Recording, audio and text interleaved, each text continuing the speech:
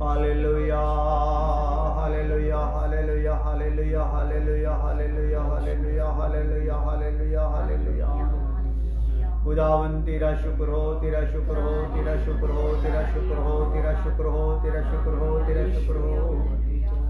Hallelujah hallelujah hallelujah hallelujah hallelujah hallelujah. स्तुति हो स्तुति हो स्तुति हो स्तुति हो स्तुति हो। आदर महिमा तुझको देंगे, आदर महिमा तुझको देंगे। स्तुति हो प्रभु तेरी सदा, स्तुति हो प्रभु तेरी। आदर महिमा तुझको देंगे, आदर महिमा तुझको देंगे। स्तुति हो प्रभु तेरी सदा, स्तुति हो प्रभु तेरी। आदर महिमा तुझको देंगे, आदर महिमा तुझको देंगे। स्तुति हो प्रभु तेरी सदा, स्तुति हो प्रभु तेरी। स्वर्ग में तेरा नाम, पृथ्वी में तेरा नाम। स्वर्ग में तेरा नाम, पृथ्वी में तेरा नाम। सब सृष्टि पर है यीशु तेरा नाम। सब सृष्टि पर है यीशु तेरा नाम। सदा स्तुति हो प्रभु तेरी, सदा स्तुति हो प्रभु तेरी। आदर महिमा तुझको देंगे, आदर महिमा तुझको देंगे।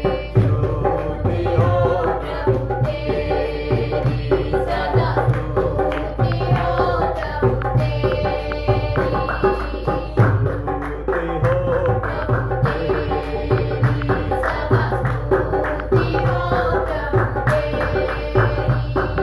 स्तुति हो प्रभु तेरी सदा, स्तुति हो प्रभु खुदावन खुदा तेरा धन्यवाद करते हैं आज के दिन के लिए, समय के लिए, फिर अपनी हुजूरी में बैठाया। बैठ के हम तेरे वचन को सुने, सीखे खुदावन, और तुझे जाने।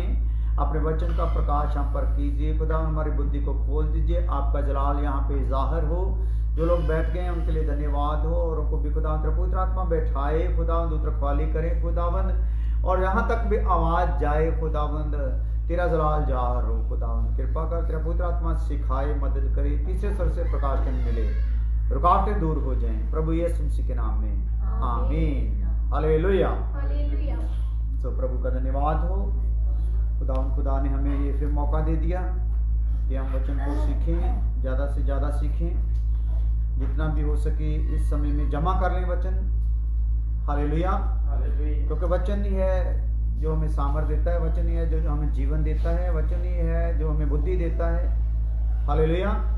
तो वचन के द्वारा ही सब कुछ है। अगर वचन हमारे अंदर होगा तो हम खुदा की इच्छा को जान सकेंगे, और पूरी करने का, इच्छा पूरी करने का बल भी हमें आएगा। हालेलुया। इसलिए खुदा के वचन को जमा करना है। ये लॉकडाउन मतलब खुदा के वचन को जमा करना। हालेलुया। लॉकडाउन मतलब खुदा के साथ निजी तौर पर अपना संबंध स्थापित करना। हालेलुया। लॉकडाउन मतलब जो आत्मिक लोग हैं हमारे लिए इसका मतलब क्या है वो बोल रहा हूँ। लॉकडाउन मतलब हमें अपने जीवन पर गहराई से विचार करना कि हम मसीह में हैं भी कि नहीं। हालेलुया। तो हम सीख रहे थे वचन में से पिछले 5 पाठ जो गए हैं 2 दिन, और एक आधा दिन हमने लगाया है वो था कि एक उपदेश उठा है कि कुछ टीचर लोग, बहुत सुलझे हुए पास्टर लोग बता रहे हैं कि कलीसिया महाक्लेश काल में जाएगी या 7 साल के क्लेश काल में उसकी एंट्री होगी। लेकिन वचन ये नहीं बता रहा, वचन बोलता है कि कलीसिया उठा ली जाएगी, पवित्र आत्मा उठा लेगा, गुप्त आमद होगी। यीशु मसीह पिता के पास से बादल तक आएगा, किसी को दिखाई नहीं देगा। पवित्र आत्मा यहाँ से उठाकर हमको यीशु के पास बादलों पर ले जाएगा। वहाँ पे हमें अपने जो किया हुआ काम है प्रभु के लिए, उसके प्रतिफल हमें मिलेंगे, मुकुट मिलेंगे। Hallelujah, hallelujah. तो इन बातों को हमने क्या करना है, पूरा ध्यान करना है। तो वो हमने पूरा बता दिया है, उसके सारे जो संदर्भ है वो बता दिए गए हैं। यीशु मसीह जब चेलों से बात कर रहा है तो इजरायलियों के विषय में बात कर रहा है, वो सारा खोल कर उसी के बीच में छुपे हुए जो शब्द थे जिन पर ध्यान नहीं दिया गया, वो हमने उनको ऊपर लेके आए हैं प्रभु की कृपा से। हालेलुया। तो अभी हम उसी विषय में वापस आएंगे। ये लिखा हुआ है, दिखाई दे रहा है यहाँ स्क्रीन पे, ये नीचे दिखाई दे रहा है स्क्रीन में। तो ये क्या है, हम क्या करें। हालेलुया। पंजाबी विच असी की करिए, अंग्रेजी which what shall we do. असी की करिए, हम क्या करें। तो हम क्या करें, उसमें हमने बातें कुछ सीख ली थी कि हम अपने पवित्रीकरण पर ध्यान दें कि पवित्र हुए हैं, पवित्रता कितनी हुई है, हुई भी है कि नहीं। उद्धार पर ध्यान दें, उद्धार हुआ भी है कि नहीं, या कितने प्रतिशत उद्धार में हम चल रहे हैं। तो अंगीकार के विषय में जो हमने अंगीकार किया है यीशु को कि यीशु तू ही हमारा प्रभु है, तो यीशु बोलता है अगर मेरा अंगीकार करते हो तो मेरे ही सामने नहीं, संसार के सामने भी करना पड़ेगा। तो ये अंगीकार आपने प्रभु से किया है, संसार में कर रहे हो कि नहीं, उस पर ध्यान देना है। हम क्या करें इस विषय में। और चौथी बात हम देख रहे थे समर्पण, कि हमने जो समर्पण करना है, समर्पण के बगैर हमारा कोई भी काम जो मसीह में करते हैं वो प्रभु तक पहुंचेगा नहीं, प्रभु को कबूल नहीं होगा। हालेलुया। तो हर बात के लिए क्या होना है, समर्पण होना। बहुत सी बातें थी जिनमें हमें समर्पित जीवन जीना है, वो हमने टोटल समझा दिया है प्रभु की कृपा से। हालेलुया। तो अभी 5वीं बात हम देखने जा रहे हैं, प्रभु की इच्छा को जानना। ये थोड़ा सा शुरू किया था हम लोगों ने, तो समय पूरा ना होने के कारण ये आगे दे नहीं सके, तो आगे इसको हम सीखेंगे। तो क्या करना है, 5वीं बात क्या करना है, हमें क्या करना के विषय में, प्रभु की इच्छा को जानना है। लेकिन इसको विषय को समझने से पहले हम थोड़ा सा देख लेंगे हमें क्या करना है, हमें क्यों करना है। थोड़ी सी तस्वीरों से हम देखते हैं, तस्वीरों पर ध्यान देते हैं थोड़ा। तो आप थोड़ा पीछे सीधे भी हो जाए। यहाँ पे एक आप शिवा जी इधर इसको थोड़ा जूम वगैरह कर दें, आप इधर लैपटॉप पे रहो ताकि फोटो इधर उधर करना है। हालेलुया। तो आपने हमें बता देना है शिवा जी ने कि फोटो साफ दिखाई देती है, जूम है, ज़्यादा सर्कल नहीं, खाली फोटो का ही जूम ले लो ताकि उन लोगों को पता चले। यहाँ पे ये एक तस्वीर है, समझ लो, दिखाई गई, समझाने के लिए है। तो तस्वीर में बताया गया है कि प्रभु ने क्या किया है, हम सब के बोझ को अपने ऊपर लिया है। और लिखा है कि परमेश्वर ने हम सब की बदियों को, हम सब के गुनाहों को उसके ऊपर लाद दिया। हालेलुया। तो जब लादा है तो हम क्या करें, उसके ऊपर तो लाद दिया, तो हमारा गुनाह लादा गया है उसके ऊपर। तो अभी हम क्या करें, इन तस्वीरों से थोड़ा हम देखते हैं। पहली बात तो उस पर लाद दिया गया है हमारा गुनाह। हाँ चलिए, तो ये तो हम देख चुके हैं। हाँ, तो यहाँ पे हम देख चुके हैं कि यीशु मसीह जब जान दी यीशु मसीह ने, तो अधोलोक में तड़पने वाली जगह पे चले गए। वहाँ 3 घंटे तड़पे, और संसार में जो था, जमीन पर जो था उस समय उधर अंधेरा था। 3 घंटे अंधेरा रहा, यीशु यहाँ तड़पता रहा। बाद में यीशु का आत्मा प्राण वापस इसमें उसके शरीर में आ गया, और वहां से आकर उसने कहा पूरा हुआ। तो ये कहते ही वो नीचे चला गया, क्योंकि जैसे पूरा हुआ क्या कहा, तो जो अंधेरा था वो हट गया। तो पूरा होता हुआ कहते ही उसने अपनी जान दे दी और नीचे अधोलोक में चला गया। उन आत्माओं के पास जो आदम से लेकर मसीह तक जो धर्मी आत्माएं थी, उनको तीन दिन के लिए वहां क्या किया, नीचे पताल में उनको प्रचार किया। बाद में मुर्दों में से जब जी उठा तो यहां से आत्माओं को लेकर बाहर आया, खुद भी जी उठा तो इनको भी लेकर बाहर आया।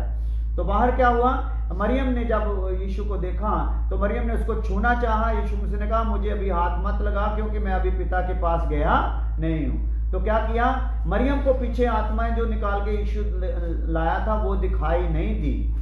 हालेलुया। तो मरियम को बोला कि आप जाके भाइयों को बता दो कि प्रभु जी उठे हैं, तो मैं पिता के पास होकर आपके पास आता हूं। तो पिता के पास यीशु गया, आत्माओं को फिरदौस के स्वर्ग के फिरदौस में छोड़ा, पिता के पास अपनी हाजिरी लगवाई। और फिर जब मरियम उनसे बातें कर रही थी तो वो उलझन में थे, तो यीशु मसीह बंद कमरे में ही प्रकट हो गए। हालेलुया। उसके बाद यीशु मसीह 40 दिन लगातार उनके बीच में आते जाते रहे और 40वें दिन फिर स्वर्ग पर उठा लिए गए। हालेलुया। उसके बाद बोला गया कि ये यीशु को जिसको तुमने जाते हुए देखा, एक दिन आएगा अपने लोगों को लेने के लिए। हालेलुया। ये तस्वीर हमें ये बताती है वो लेने आ रहा, हम क्या करें, उसके ऊपर लाद दिया हमारा गुनाह, हम क्या करें। तो अभी वो लेने आ रहा है, जैसे गया है सच है तो लेने भी आ रहा है, वो भी क्या है, सच है। हालेलुया। तो ये पृथ्वी है, ये जो सूरत दिखाई गई पृथ्वी की शक्ल है, ऊपर लोग हैं, फिर यीशु है सलीब पर, और ये नीचे एक छोटा सा पीले वाला हिस्सा है, ये कब्रें हैं, यहाँ पे मरे पड़े हैं लोग। तो लोगों की जो शरीर है कब्र में जाता है, लेकिन आत्मा प्राण कहाँ जाता है, तड़पने वाली जगह में, क्योंकि ये जगह यीशु की जान देने के बाद जब मुर्दों से जी उठा तो ये जगह भी खाली है। जो जमीन का फिरदौस था वो खाली है, पताल वाला हिस्सा। ये कहाँ चलेंगे, सब आत्माएं ऊपर चलेगी। तभी जो मसीह में होके मरते हैं ये यहीं जाते हैं, और जब यीशु आएगा तो यहाँ से उनके जिस्म जो है, यहीं से जिस्म अंश आएंगे वापस, तो यहाँ से आत्मा प्राण फिर उनके बीच में जाएगा और फिर वो यीशु के साथ ऊपर बादलों पर आ जाएंगे। Hallelujah, hallelujah. तो ये वो जगह है, यहाँ पे धनी आदमी फेंका गया था आग में। ये वो जगह है, यहाँ पे लाजर था, और इनके बीच में एक बड़ी खाई है जिसको पार कोई भी कर सकता नहीं है। हालेलुया। तो ये सब जो तस्वीरें दिखा रहा हूँ, ये तो 2-2, 4-4 महीने की स्टडी है, लेकिन मैं इसको बता रहा हूँ कि ये खाका आपको बता रहा हूँ कि इस प्रकार से हमारे साथ जो वचन बोलता है कि ये बातें हैं। हाँ जी, आगे चलें। तो ये है, ये तस्वीर हमें क्या बताती है कि हमारे अंदर जो वचन का बीज आया है, जो मसीह की सूरत आई है, वो हमारे अंदर से क्या होनी, प्रकट होनी है। तो ये जो संसार की सूरत है, तो ये क्या है, ये हमारे अंदर से खत्म होनी है। यीशु के आने से पहले हमारे अंदर से ये नया मनुष्य निकल के जाना है। पुराना कहाँ चले जाना है, सारे का सारा जमीन पर ही रह जाना, दफन हो जाना है। हालेलुया। इसलिए नया हमारा बनना है। हम कलीसिया में रखे गए हैं नए बनने के लिए। हमारा नया स्वभाव जो है प्रकट होना है। जो भीतरी मनुष्य आया वो हम में से प्रकट होना है, लेकिन आज लोग इसको प्रकट नहीं होने से अपने इसी को दिखाते रहते हैं। आओ तो आगे ये अब्राहम के वंशज हैं, किस प्रकार से अब्राहम के वंशज आए हैं वो सब दिखाया गया है। हाँ जी। तो ये कलीसिया है, कलीसिया के लिए बोला गया, कलीसिया ने एक होना है, सब बातों में एक होना है, एक जान एक मत होना है। लेकिन आज कलीसिया में क्या है, झगड़े हैं, फूट हैं। तो ऐसे फिर जो लोगों के झगड़ा करने वाले, कलीसिया तोड़ने वाले, ये यहीं छोड़ दिए जाएंगे। जो एकजुट हो जाएंगे वो उठा लिए जाएंगे। आ जाइए। तो यहाँ पे हम एक बच्चे को देखते हैं, इसके लिए माँ बाप क्या कर रहे हैं। माँ बाप की सारी बुद्धि जो है बच्चे के लिए है, माँ का सारा मन जो है वो कहाँ है, बच्चे में। हालेलुया। बाप सारी अपनी बुद्धि कहाँ लगा देता है, किसके लिए लगा देता है, बच्चे के लिए सारा दिमाग लगा देता है कि ये बच्चा एक दिन क्या हो, जो उनके मन में है वैसा ही इसमें रूप बन जाए। तो माँ भी दिल से चाहती है, वो उससे प्यार करती है। तो इसी प्रकार खुदा हमसे व्यवहार करता है, माँ की तरह, एक बाप की तरह। तो ये है, जब हम नया जन्म पाते हैं तो नया जन्म पाते ही हमारे अंदर वचन का बीज आ जाता है। तो जब वचन का बीज आता है तो वो एक मलबा टाइप कुछ उसका ढांचा नहीं होता, लेकिन जैसे भी जड़ पकड़ता है आत्मा की खुराक, हमें वचन की खुराक मिलती रहती, तो अंदर अंदर अंदर क्या होता है, वो जैसे माँ की कोख में एक बच्चा दिन प्रतिदिन उसका रूप बदलता जाता है, तो जो उसका रूप है वो एक दिन प्रकट हो जाता है। ऐसे ही हमारा भी रूप कलीसिया एक कोख की, माँ की कोख की तरह है, जिसमें हमारा रूप बनता है। हम क्या करें, क्या होना है हमारा, कलीसिया में रहते हुए रूप बनना। जो कलीसिया को तुच्छ जानते हैं, कलीसिया को त्यागते हैं, कलीसिया के दासों को तुच्छ जानते हैं, तो वो उनमें ये सूरत बनेगी ना, अधूरे रह जाएंगे। जो थोड़ी बहुत बनी है वो भी जैसे माँ के गर्भ से कई बार बच्चा गिर जाता है, टाइम पूरा हुआ नहीं होता उसका, 2-3 महीने का होता तो गिर जाता है। इसी प्रकार उनमें से जो मसीह की सूरत थोड़ी बहुत बनी भी थी, वो भी क्या हो जाएगी, गिर जाएगी, जो कलीसिया को छोड़ देते हैं। हालेलुया। तो हम लोगों ने ये ध्यान करना है कि इन दिनों में जब लॉकडाउन है, तो क्या हम कलीसिया छोड़ चुके हैं, क्या हम दासों के जो वचन सिखाए जा रहे हैं, खुराक हमें मिलती है, उससे वंचित हो चुके हैं, ये अभी ध्यान करना है। तो हमने सब गिले शिकवे दूर करके अपने अपने कलीसिया, अपने अपने सेवकों के पास उसी अधीनगी से चलना है जैसे वचन बोलता है। हालेलुया। अगर होगा तो हम क्या हो जाएंगे, इसी प्रकार तैयार हो जाएंगे, हमें सूरत बन जाएगी, मसीह की सूरत बने हुए ही उठाए जाएंगे। हालेलुया। आगे चलते हैं, आगे। हाँ, तो ये क्या है, जैसे शैतान ने क्या किया है, आंखें भी बंद की है, आंखों पर भी ताला लगाया हुआ है, जुबान पर भी ताला लगाया है, कानों पर भी ताला लगाया है, दिमाग पर भी क्या लगाया है, ताला लगाया है लोगों की। हालेलुया। तो शैतान ने सबकी बुद्धि को बांध कर रखा है, आंखों को बंद कर रखा है, जुबान ये सच के लिए खोल नहीं सकती। तो इसलिए आप लोगों ने देखना है, या जिस कलीसिया में सच्चाई बोली नहीं जा रही, सच का सही से उपदेश नहीं दिया जा रहा है, सच को अच्छे से दिखाया नहीं जा रहा है, सच को अच्छे से सुनाया नहीं जा रहा है, तो कहीं ऐसी कलीसिया में आप तो नहीं है।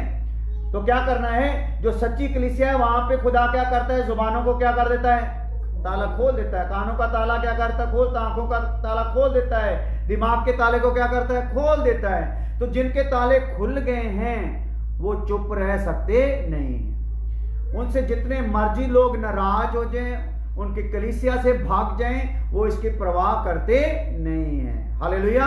वो सच बोलते हैं और सच बोलने वालों को पैदा करते हैं, सच्चा उपदेश देते हैं, उपदेश को आगे ले जाने वालों को वो पकड़ के रखते हैं। हालेलुया। हालेलुया। तो जो कलीसिया में आके भी ये ताले खुलवाना नहीं चाहता, उसी को खुदा का वचन जो पसंद नहीं आता, खुदा के दास पसंद नहीं आते, खुदा का उपदेश पसंद आता नहीं है, तो वो अपने ही अभिलाषा में जाकर नाश होने वालों में शामिल हो जाते हैं। हालेलुया। आइए आगे देखते हैं। तो यहां पे हम लोग देखते हैं, जब आदम को अदन की वाटिका में से निकाल दिया तो उसकी हालत कैसी होगी, वो अंधेरे में चला गया, अंधकार में चला गया, पाप के अंधेरे में चला गया। तो धरती पे रह रहे आदम की ये हालत है। ये किसी भी जाति का हो, ये अमेरिकन हो, अफ्रीकन हो, एशियन हो, यूरोपियन हो, इसकी हालत ऐसी है, अंधेरे से भरा हुआ है। हालेलुया। तो इसमें क्या हुआ है, 7 बातें इसके पास है। पहली बात तो ये है, आत्मा में मरा हुआ है। आदम से पैदा हुआ इंसान जो है, आज तक आदम से जो हम देख रहे हैं वंश चल रहा है, जिसने मसीह को ग्रहण नहीं किया, जिसने पाप से तौबा नहीं की, जिसके अंदर वचन का बीज नहीं आया, पवित्र आत्मा नहीं आया, तो उनका हालत ऐसी है, किसी भी देश के हो, किसी भी जाति के हो, किसी भी बिरादरी के हो, उनकी हालत क्या है, आत्मा में मरे हुए हैं, पाप में पैदा हुए हैं, शाप में पैदा हुए हैं, व्यवस्था के अधीन या गुलाम है, शैतान के वश में है, मौत के वश में है और रोगों से पीड़ित हैं। ये इनकी निशानी है। हम क्या करें, ये हमारा उपदेश है। तो आप इन तस्वीरों को आप अपने मन में बैठा लोगे, तो जो हम आगे सिखाने जा रहे हैं वो अच्छे से जिम्मेदारी से आप समझ सकोगे, सीख सकोगे, और आपका मन जो है भेदों को समझ लेगा। हालेलुया। तो ये हालत आदम की है, जो आदम बाग से निकाला गया, आज तक आदम की हालत ऐसी है। हाँ जी, आगे चलिए सर। हाँ, तो ये है वचन हमें क्या कहता है, हम बोलते हैं, हमारा भी सवाल उठ गया है, इतना कुछ सीखकर जो हमने पीछे सीखते आए हैं, तो अभी हमारा सवाल उठ गया है, हम क्या करें। तो हमें क्या करना है, वचन की बारिश हमें चाहिए। हालेलुया। क्या चाहिए? वचन की बारिश। हालेलुया। पूरी तौर से वचन हमारे ऊपर रहना है, सर से लेकर पांव तक वचन से भर जाना है। हालेलुया। हमारी अंतड़ियों ने वचन से भर जाना है। Hallelujah, hallelujah.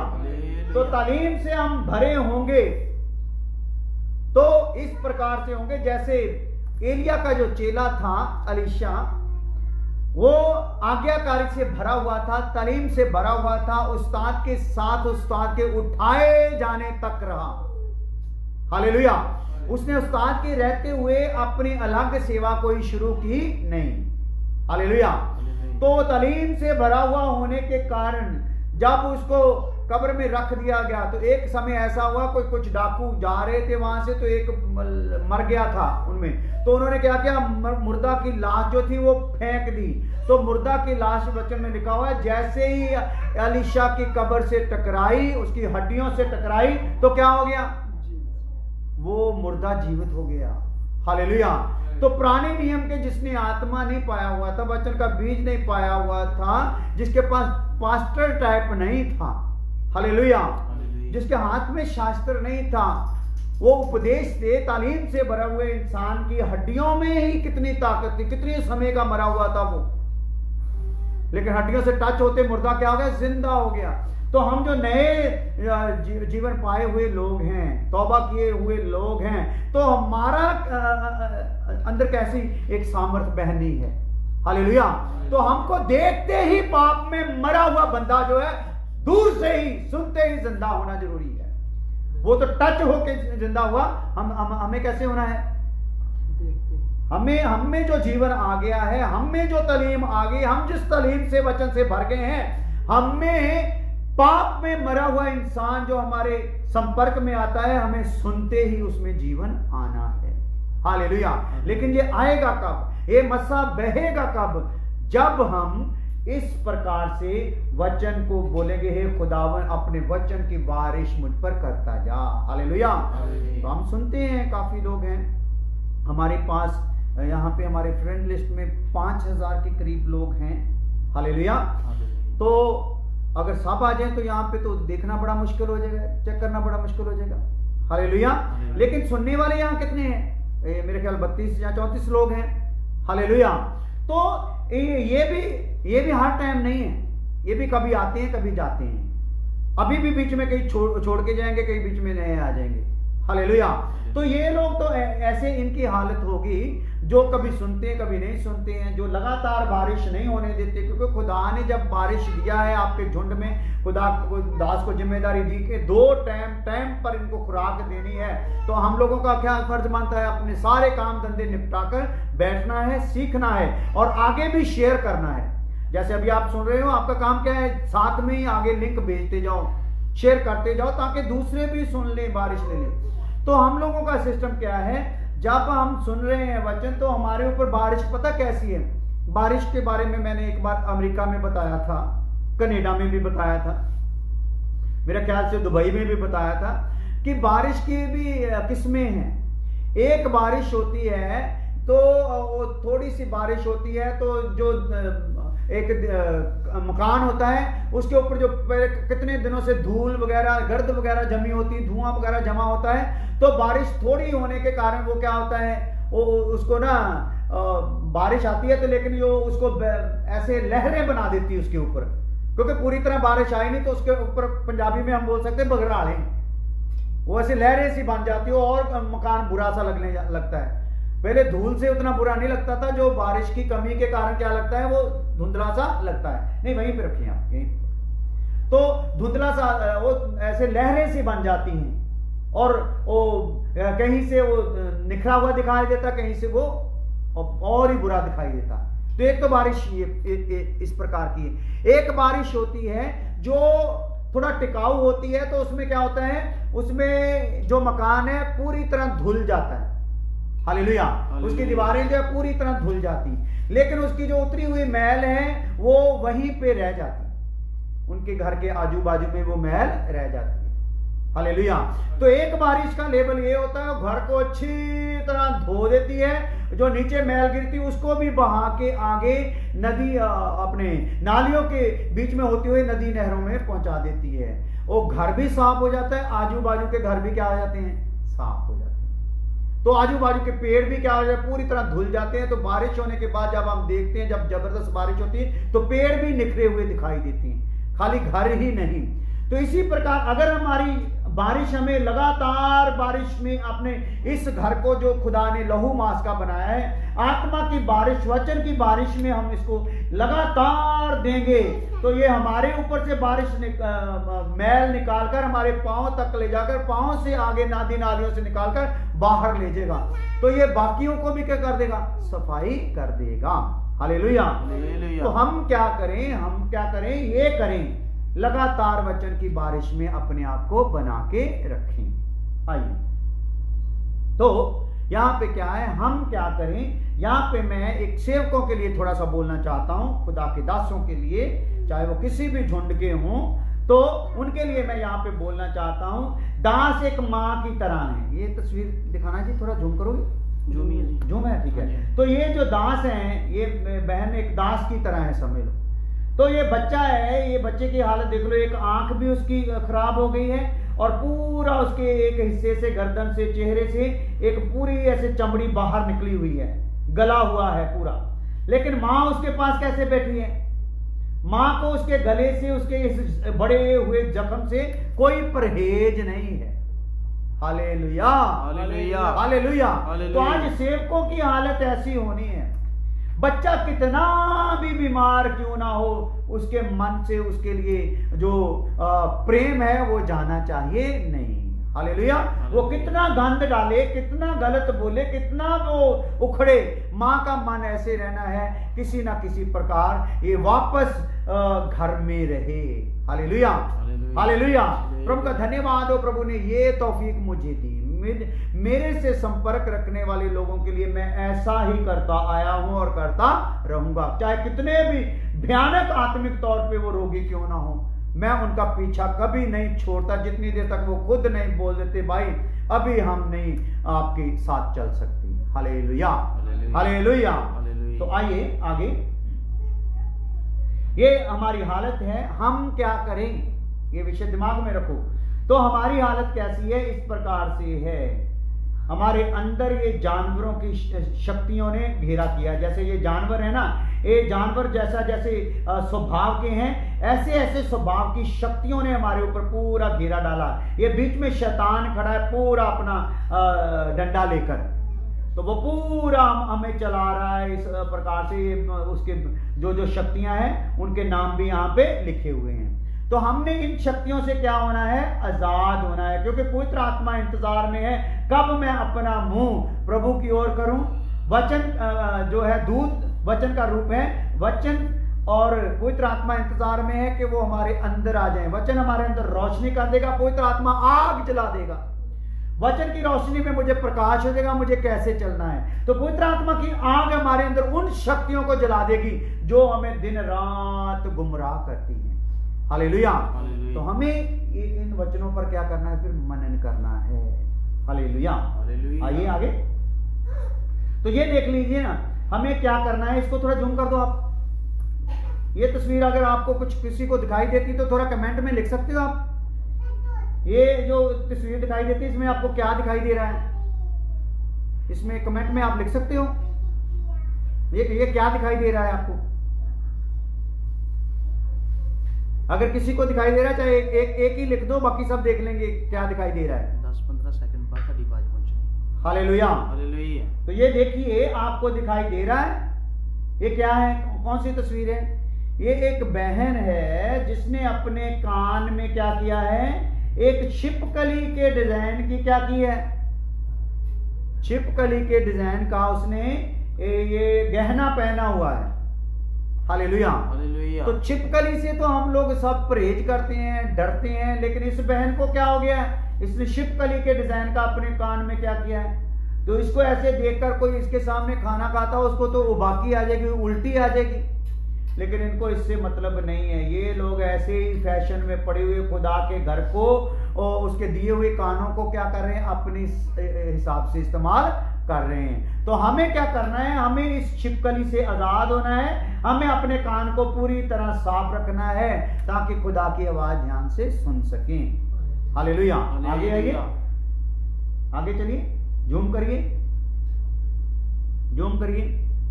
हालेलुया। तो यहां पे थोड़ा कम करिए, यहां पे देख रहे हैं जीसस वेज you to be rich. Jesus want to you to be rich, यानी कि यीशु क्या चाहता है, यहाँ पे लोग कहाँ पे आ रहे हैं, यहाँ पे चमत्कार हो रहे हैं, वो काउंटर क्या है, पूरा लोगों से भरा पड़ा है। लेकिन यहाँ पे यीशु के लिए किसी ने जीना है,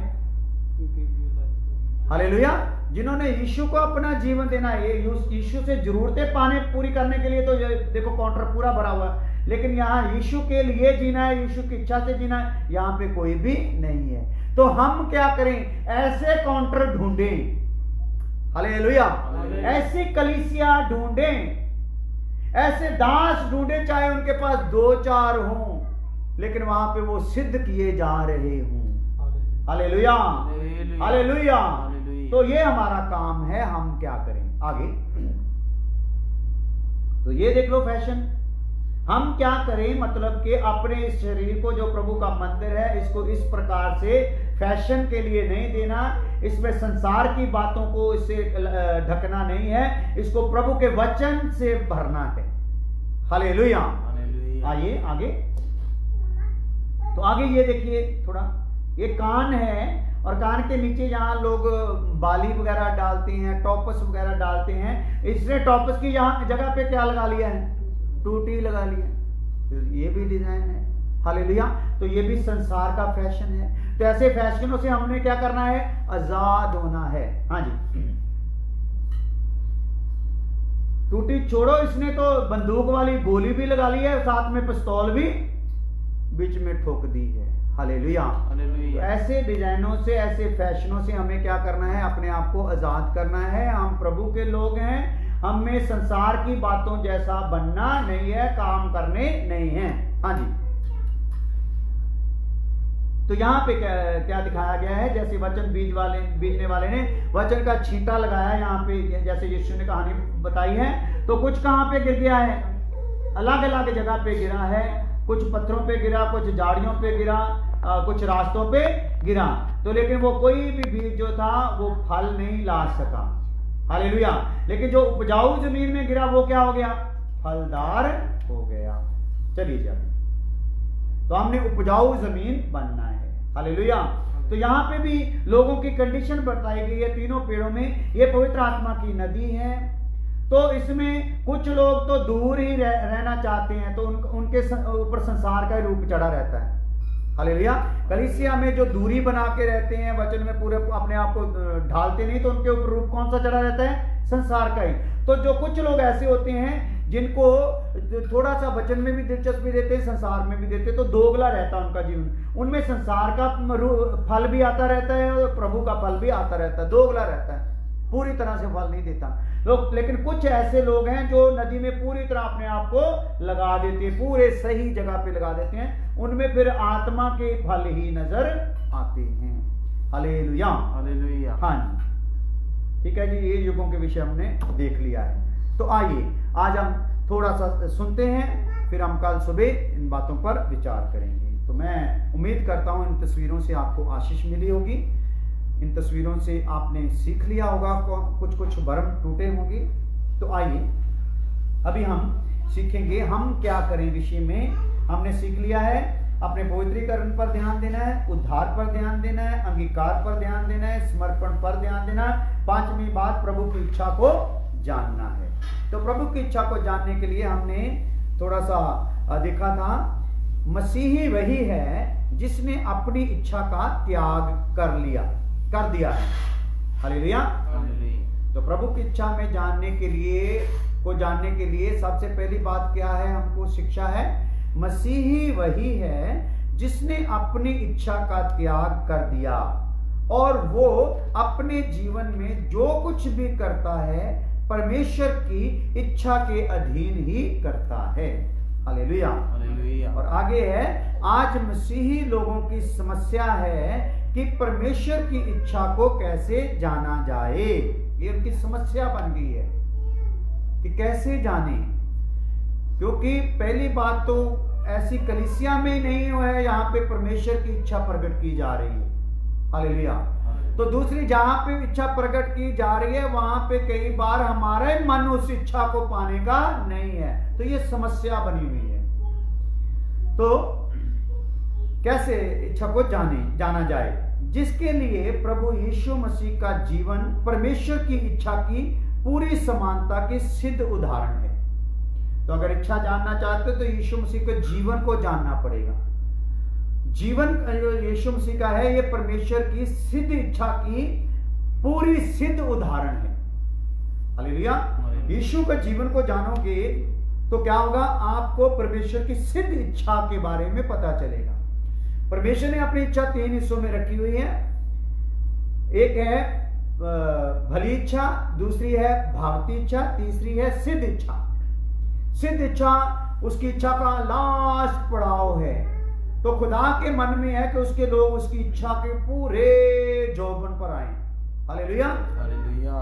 तो उसकी इच्छा को जानना है तो किसको जानना पड़ेगा, यीशु मसीह को जानना पड़ेगा, क्योंकि यीशु मसीह को जानने से उनको क्या होता है, परमेश्वर की सिद्ध इच्छा पता चल जाती है। हालेलुया। इब्रानी 10:7 में इसको हम पढ़ चुके हैं। तो आगे हम देख रहे हैं, जब मसीह इस जगत में परमेश्वर की इच्छा ही पूरी करने आया है तो हमें जो नए सिरे से जन्मे हैं हमें भी परमेश्वर की ही इच्छा पूरी करनी है। तो इसके लिए यूहन्ना 17:4 में भी हम पढ़ते हैं, जैसे यीशु को एक विशेष काम सौंपा गया वैसे ही हमें भी एक विशेष काम सौंपा गया है। इसलिए प्रार्थना में प्रभु से पूछना है, प्रभु तेरी इच्छा मुझ पर प्रकट कर, जिस काम के लिए तूने मुझ पर हाथ डाला है वो काम मेरे जीवन में पूरा हो। हालेलुया। उसके लिए हमें क्या करना पड़ेगा जी, प्रभु की इच्छा को जानना पड़ेगा। तो हमारा सब्जेक्ट अभी क्या है, हम क्या करें में हमारे लिए आगे सब्जेक्ट निकल के आ रहा है कि हमें प्रभु की इच्छा को क्या करना है, जानना है। हालेलुया। हालेलुया। तो उसके लिए पहली बात हम देखने जा रहे हैं, हर एक के लिए परमेश्वर की योजना है। क्या है जी, हर एक के लिए। कलीसिया में कोई भी ऐसा नहीं बुलाया गया कि जिसके लिए प्रभु की योजना ना हो। हालेलुया।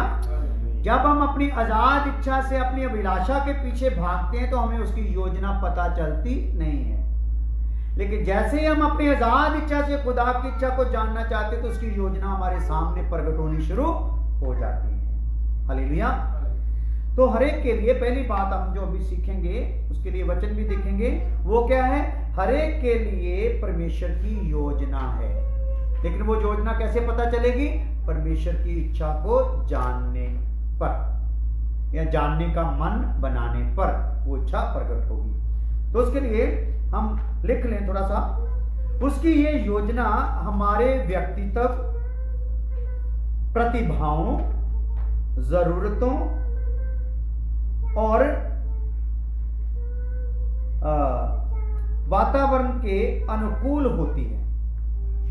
किस किस के, उसकी योजना हमारे व्यक्तित्व, प्रतिभाओं, जरूरतों और वातावरण के अनुकूल होती है। यानी कि जैसे हम व्यक्तित्व के लोग हैं, जैसी प्रतिभा हमारे पास है, जैसी जरूरतें हमारे पास हैं, जैसी जरूरतों में हम हैं, तो जैसे माहौल में हम हैं, परमेश्वर की योजना उसी हिसाब से हमारे लिए होती है। हालेलुया। ये बात को अच्छे से समझ लेना है। ये समर्पण वाले हिस्से के बिल्कुल उलट है। ये जो बात है, जो हमने समर्पण का विषय सीखा है, उसके बिल्कुल उलट है। समर्पण में खुदा हमारा व्यक्तित्व नहीं देखता, हमारी प्रतिभाओं को नहीं देखता, हमारी जरूरतों, हमारे वातावरण को नहीं देखता है। हालेलुया। लेकिन जब उसकी इच्छा को जानने की बात आती है तो ये बातों को देखता है, ताकि उसी के बीच में से अपनी इच्छा प्रकट कर दे, ताकि उसको आसानी से पता लग जाए कि प्रभु की इच्छा मेरे लिए क्या है। Hallelujah, hallelujah, hallelujah. हालेलुया। जैसे मैं अपने लिए इसको समझाने के लिए आपको समझ आ जाए बात कि मैं राजमिस्त्री का काम करता था जब प्रभु को नहीं जानता था। हालेलुया। तो राजमिस्त्री के काम में मैं बहुत एक्सपर्ट था। तो राजमिस्त्री का काम करते हुए मेरे मन में हमेशा होता था, जिस घर में जाऊं, जिस घर में काम करूं, उसके घर के ऊपर मेरी दिहाड़ी का बोझ ना पड़े, मैं उनके मटेरियल में से अपनी दिहाड़ी निकाल दूं, ताकि वो अपना काम जो उन्होंने सोचा है उससे ज्यादा काम भी करवा लें, मेरी ज्यादा दिहाड़ी भी लग जाए, लेकिन मेरी दिहाड़ी का बोझ उनके ऊपर पड़े ना। इसी प्रकार से मैं हमेशा करता हूं, आज तक भी मैंने जब भी काम का मौका मिला ऐसा ही किया। हालेलुया।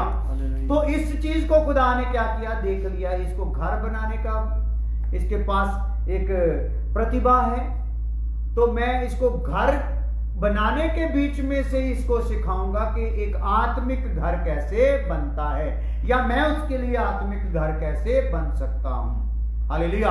तो इसके लिए खुदा ने शुरू से ही मुझे टीचिंग के लिए उभारा। हालेलुया।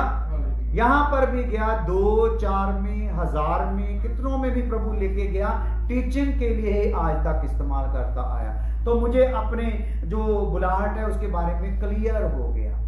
Hallelujah, hallelujah. तो आइए, इब्रानी 2:10 में हमने इसको देखा था, पहले से ही तैयार किया है खुदा ने हमें, जो उसकी इच्छा हम पर प्रकट होनी है उसके लिए हमें, जब हम उसको जानते भी नहीं थे, हमारे पास वचन भी नहीं आया था, तौबा भी नहीं की थी, उसके पहले से खुदा ने प्रोग्राम बना के रखा था, इसको इस माहौल में से निकलने देना है, ताकि मैं इसी माहौल से इसको अपनी इच्छा को आसानी से समझा सकूं। तो उसके लिए हम लोग देख रहे थे मूसा का जीवन। मूसा भी पहले राजा था, राजा के समझ लो रुतबे पर आने वाला था, उसने उस रुतबे को त्यागा, और वो एक आर्किटेक्ट भी था, बड़े बड़े शहरों की उसारी करने वाला था, बड़ी योग्यता थी, मिस्र की सारी तालीम उसे सिखाई गई थी। हालेलुया। तो ये सब चीजों को खुदा ने क्या किया, जब मूसा में ये बातें देखी तो खुदा ने फिर आगे चल के उसी को इजराइल को छुड़ाने के लिए और अपना मिलाप का तंबू बनाने के लिए, अपनी व्यवस्था लिखने के लिए इस्तेमाल किया। Hallelujah, hallelujah. मेरे ख्याल से अभी समय पूरा हो गया है, तो ये हमने दोबारा शुरू किया है, तो दोबारा मेरे ख्याल में यहीं पे हमने पहले भी इसको थोड़ा सा लेके आए थे, आगे हम खुल के ये कुछ करैक्टर आए हैं, तो इनको खुल के सीखते हुए ही आगे बढ़ेंगे। सो प्रार्थना करते हैं। प्रभु धन्यवाद करते हैं आज के दिन के लिए, समय के लिए। खुदावन तूने जब हमें बैठाया कि तेरे वचन को बैठ के सीखें, अभी तेरी इच्छा को जानने के लिए बैठे हैं प्रभु, तो मैं प्रार्थना करता हूँ जैसे जैसे ही आगे विषय बढ़ता है हमें अपनी इच्छा से पूरी तरह वाकिफ करा दीजिए प्रभु यीशु मसीह के नाम में, आमीन। अब हमारे खुदा का फजल, बाप की मोहब्बत, पवित्र आत्मा के साथ अब से लेकर हमेशा हमेशा तक सब ईमानदारों के साथ हमेशा हमेशा तक होती रहे, आमीन।